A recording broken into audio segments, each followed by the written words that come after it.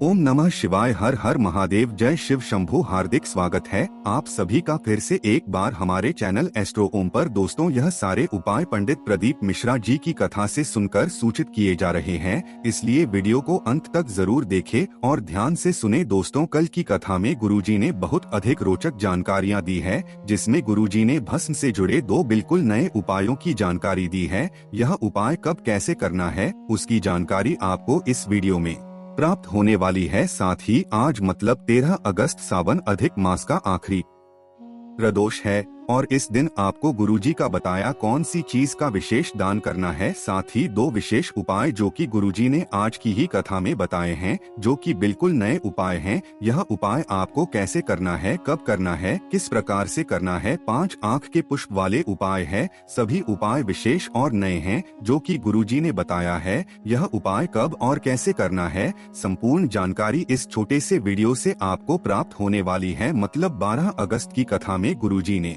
कुल 15 उपाय पत्र और जानकारी दी है। सभी की जानकारी हम आपको इस वीडियो के माध्यम से दे देंगे। अगर आपने कल की कथा नहीं सुन पाई है तो पूरी कथा का आपको इस छोटे से वीडियो से प्राप्त होने वाला है। कल की कथा की पहली विशेष जानकारी की ओर। कथा शुरू होते ही गुरुजी ने कहा, ब्रह्मा, विष्णु और महेश सभी समान होते हैं। वो गुरुजी ने कहा, कई लोग इनमें भेद पैदा कर देते हैं, पर जैसे शिवलिंग के ऊपर जो मटकी बंधी होती है, उसके जो 3 पाव होते हैं, वह ब्रह्मा, विष्णु और महेश के ही साक्षी हैं। और उस मटकी से एक एक बूंद जल जो शिवलिंग पर गिर रहा है, वह दर्शाता है कि ब्रह्मा, विष्णु, महेश सब ही हैं। एक बूंद की धार, एक बूंद, यह तीनों की समानता को दर्शाता है। बढ़ते हैं आज की कथा की दूसरी विशेष जानकारी की ओर। गुरुजी ने बताया, शिव महापुराण की कथा कहती है, गुरुजन, संत, ब्राह्मण जन या फिर घर का कोई बड़ा कभी भी किसी के एक के नहीं सभी के साथ देते हैं। ऐसा नहीं है कि किसी एक वर्ग के लोगों को, एक जाति के लोगों को ही इनका साथ मिलता है। यह सभी जातियों के लिए है। और घर का जो बड़ा होता है वह घर के किसी एक सदस्य की नहीं सोचता, बल्कि वह पूरे परिवार की, पूरे घर की ही सोचता है। आज की कथा की तीसरी विशेष जानकारी की ओर गुरुजी ने कहा, पूरे भारत में आप घूम आइए, जितने भी मंदिर आप देखेंगे सब में आपको पाषाण के शिवलिंग मिलेंगे, पत्थर के शिवलिंग मिलेंगे, पारद के शिवलिंग मिलेंगे, पुखराज के शिवलिंग मिलेंगे, पीतल के शिवलिंग मिलेंगे, सोने के शिवलिंग मिलेंगे, चांदी के शिवलिंग मिलेंगे, स्फटिक के शिवलिंग मिलेंगे, लकड़ी के शिवलिंग मिलेंगे। पर पूरे भारत में केवल एक ही मंदिर ऐसा है जो तमिलनाडु के कांशीपुरम का है, जहां पर आपको एकाम्बेश्वर महादेव के दर्शन होंगे, जो कि मिट्टी का शिवलिंग है। बढ़ते हैं आज की कथा की चौथी विशेष जानकारी की ओर। गुरुजी ने कहा, कई माताएं हमसे कहती हैं कि हम जब पार्थिव शिवलिंग का निर्माण करते हैं और जब हम उसकी पूजन करने वाले होते हैं तो उसमें दरार आ जाती है, पार्थिव शिवलिंग चटक जाती है। तो इस विषय पर गुरुजी ने विशेष जानकारी देते हुए बताया कि आप सिर्फ मिट्टी से पार्थिव शिवलिंग का निर्माण कर देते हैं, बल्कि इसमें आपको 3 चीजों को विशेष रूप से मिलाना चाहिए। अब इन चीजों का क्या महत्व है, कौन सी 3 चीजें मिलाना है, जो गुरुजी ने बताया है, तीनों से संबंधित 3 विशेष उपाय भी है, इसलिए आप यह ध्यान से सुने। पहली चीज है, या तो आप इसमें मक्खन या फिर गाय का घी या फिर गाय का दूध मिलाएं। अब तीनों में से कोई एक चीज मिला सकते हैं आप मिट्टी में। यह हम इसलिए मिलाते हैं क्योंकि यह वंशवृद्धि के लिए मिलाया जाता है। दूसरा है भस्म। भस्म या वह होना चाहिए जो कि गोबर के कंडे की तैयार की गई भस्म हो, और यह हम इसलिए मिलाते हैं, यह हम रोग मुक्ति के लिए, बड़ी बीमारी आने वाली हो या फिर ऐसा लग रहा हो कि आप डॉक्टर के पास जा रहे हो, बड़ी बीमारी ना हो जाए, इसलिए हम पार्थिव शिवलिंग निर्माण करते समय उस मिट्टी में भस्म मिलाते हैं। तीसरी चीज आज गुरुजी ने नहीं बताई है, पर पिछली कथाओं में गुरुजी ने बताई है, जो कि है काली मिर्च। यह भी रोग मुक्ति के लिए शिवलिंग पर मिलाई जाती है। प्रत्येक प्रदोष या प्रत्येक शिवरात्रि में पार्थिव शिवलिंग का निर्माण बिल्कुल करना चाहिए। ऐसा इसलिए किया जाता है, जिसके घर में वर्षों से संतान की प्राप्ति नहीं हुई हो, जिनकी झोलियां खाली हो, वह प्रत्येक प्रदोष में और प्रत्येक शिवरात्रि जो होती है उसमें अगर पार्थिव शिवलिंग का निर्माण करते हैं तो उनकी झोली भरना निश्चित है। उपाय आप कभी भी किसी भी महीने की शिवरात्रि या प्रदोष से शुरू कर सकते हैं। और यह पार्थिव शिवलिंग का निर्माण करते समय आपको अपने मनोभाव में आप जो भी भाव रखते हैं वह महादेव तुरंत पूरा कर देते हैं। इसलिए आप काफी अच्छे मन से अच्छे भाव से पार्थिव शिवलिंग का निर्माण करें। बढ़ते हैं आज की कथा की 5वीं विशेष जानकारी की ओर। गोबर के कंडे से संबंधित भस्म वाला बिल्कुल नया उपाय की जानकारी देते हुए गुरुजी ने कहा, जिस नारी को बच्चेदानी में गांठ हो गई हो या फिर बच्चेदानी में किसी भी प्रकार की समस्या हो और आपको ने ऑपरेशन की बोल दिया हो तो आपको गोबर के कंडे की भस्म तैयार करना है। गोबर का कंडा मतलब जब गाय गोबर देती है उसको आपने वैसे ही सूखने के बाद उठा लिया, मतलब आपने अपने हाथ से उसे कंडे का आकार नहीं दिया, सूख गया, वह अपने आप कंडा बन गया, वही गोबर का कंडा कहलाता है। उसे आप अग्नि में भस्म के रूप में तैयार कर सकते हैं, अग्नि में जलाकर उसे भस्म के रूप में तैयार कर सकते हैं। और इससे ही संबंधित उपाय है, आपको यह भस्म लेकर शिवलिंग पर भस्म समर्पित करना है। इसके बाद थोड़ी सी भस्म को आपको शिवलिंग से वापस करके अपनी कोई डिब्बी में रख लेना है और कोई भी सोमवार से आपको यह उपाय करना शुरू करना है। आप 7 दिन तक सोमवार से लेकर रविवार तक रोज अपने उदर पर त्रिपुण्य जैसी आकृति बना दें, मतलब 3 हाथ लगाएं उस भस्म में और अपना हाथ अपने उदर में त्रिपुण्य नहीं दिखेगा वही भी चलेगा, क्योंकि आपने त्रिपुण्य को स्पर्श करके आंशिक त्रिपुण्य भी बनाया है, वह भी पूरा कार्य करता है। और थोड़ी सी भस्म को आपको रोज खा लेना है, 7 दिन तक खाना है। और उदर में त्रिपुण्य जैसी लाइन खींचते समय आपको पर विश्वास रखते हुए बोलना है, बाबा सब आपके ही भरोसे हैं, सब आपको ही ठीक करना है। और इसके साथ ही शिवलिंग पर जल चढ़ाकर उस जल का आचमन करना शुरू कर देना है। और अगर आपसे उदर पे त्रिपुण्य बनाते हुए ना बने तो आप ऐसा भी कर सकते हैं, भस्म का लेपन उदर में कर सकते हैं, मतलब थोड़ी सी भस्म ले लिए उसे उदर में फेर लिया, बस इतना भी कर सकते हैं, तो भी आपको लाभ देखने को मिलेगा। अब यह उपाय कब करना है यह तो गुरुजी ने नहीं बताया है, पर आप यह उपाय किसी भी सोमवार या फिर किसी भी प्रदोष या फिर किसी भी मासिक कर सकते हैं। और भस्म लगाने की शुरुआत आप किसी भी सोमवार से कर सकते हैं। बढ़ते हैं आज की कथा की 6वीं विशेष जानकारी की ओर। गुरुजी ने कहा, बचपन में आप होमवर्क करते हैं, जवानी में आप होम लोन ले लेते हैं और वृद्धा अवस्था में आप अनुलोम विलोम करते हैं या जीवन की अवस्थाएं हैं। बढ़ते हैं आज की कथा की 7वीं विशेष जानकारी की ओर। गुरुजी ने कहा, अगर डॉक्टर के पास डॉक्टर ने कोई बड़ी जांच की बोल दिया है और आप जा रहे हैं और आपको लग रहा है कहीं आपको कोई बड़ी बीमारी ना निकल जाए, तो आपको एक विशेष उपाय करना है। शिवलिंग पर जहां पर शिवलिंग रखा होता है, शिवलिंग का जो कटीय भाग होता है उस स्थान पर आपको भस्म लगाना है। 1 लोटा जल चढ़ाएं, भस्म लगाने के बाद और जल चढ़ाने के बाद थोड़ी सी भस्म को प्राप्त कर लें। थोड़ी ज्यादा मात्रा में भस्म लगाएं ताकि थोड़ी सी आपको मिल भी जाए। इसके बाद उस प्राप्त की हुई भस्म को आपको अपने हृदय में लगाते हुए श्री शिवाय नमोस्तुते भी हम या फिर नमः शिवाय या फिर ओम नमः शिवाय मंत्र बोलते हुए जांच के लिए निकल जाना है। गुरुजी ने बताया, कभी भी कोई बड़ी बीमारी नहीं हो सकती, यह निश्चिंतता है। बढ़ते हैं आज की 8वीं विशेष जानकारी की। रेणु गुप्ता राहुल गुप्ता जी दतिया से ही पत्र लेकर आए, जिसमें उन्होंने लिखा, मैं हार्ट पेशेंट हूँ, मेरे हार्ट में 40 mm का छेद है, डॉक्टर ने बताया है इसका कोई भी इलाज नहीं है। मैं एक बार बीमार हुई और मेरे बच्चेदानी में नसों का गुच्छा बन गया, 32 mm का नसों का गुच्छा बना, गठान सा गुच्छा था।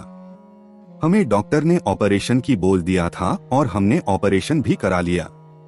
इसके बाद कुछ दिनों बाद वापस नसों का गुच्छा गर्भाशय में आ गया। अब दूसरी बार डॉक्टर ने भी ऑपरेशन की मना करने लगा और कहा कि बड़ी बीमारी, ऐसा अंदेशा लग रहा है। इसके साथ ही हमारे पड़ोस में किसी ने हमें पशुपतिनाथ व्रत और शिव महापुराण कथा सुनने को कहा। हमने ऐसा करना शुरू किया और 5 सोमवार व्रत पूर्ण होने के बाद जब हम जाँच कराने गए तो डॉक्टर ने बताया बच्चेदानी में जो नसों का गुच्छा था वह समाप्त हो गया है। उसी का आभार व्यक्त करने हम कथा पंडाल में आए हैं। बढ़ते हैं आज की कविता की 9वीं विशेष जानकारी की ओर।